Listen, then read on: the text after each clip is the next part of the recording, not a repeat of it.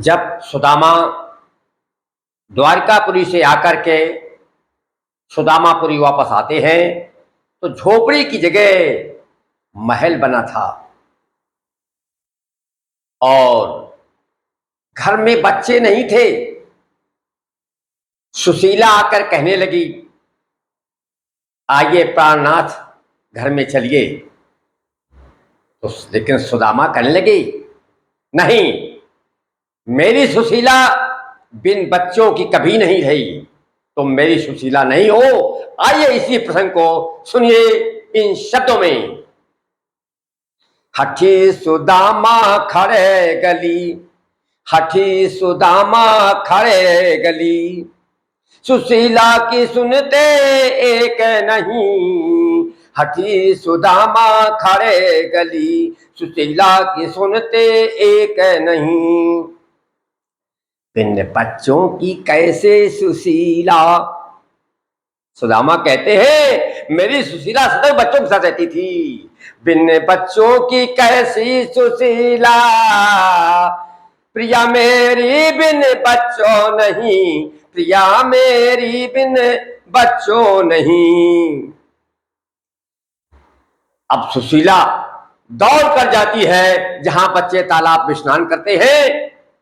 आइए सुनिए। सुशीला दौड़ी उस ओर, सुशीला दौड़ी उस ओर, जहां बच्चे केली सरोवर में, जहां बच्चे केली सरोवर में। अब सुशीला हो गई उदास, अब सुशीला हो गई उदास, थे बच्चे अब नहीं सरोवर में, थे बच्चे अब नहीं सरोवर में। इधर बच्चों ने जब जाना, इधर बच्चों ने जब जाना, पिता आ गए द्वारिका से, पिता आ गए द्वारिका से।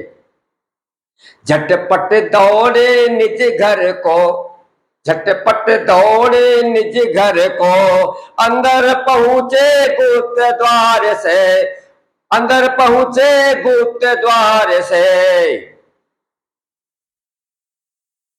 और घर में जाकर के बच्चों ने नए कपड़े पहन लिए, सिर में कंघी कर लेते हैं और तब जाकर के जो है मुख्य द्वार से सुदामा के सामने पहुंचते हैं और उनके चरणों में अपना सिर झुका देते हैं।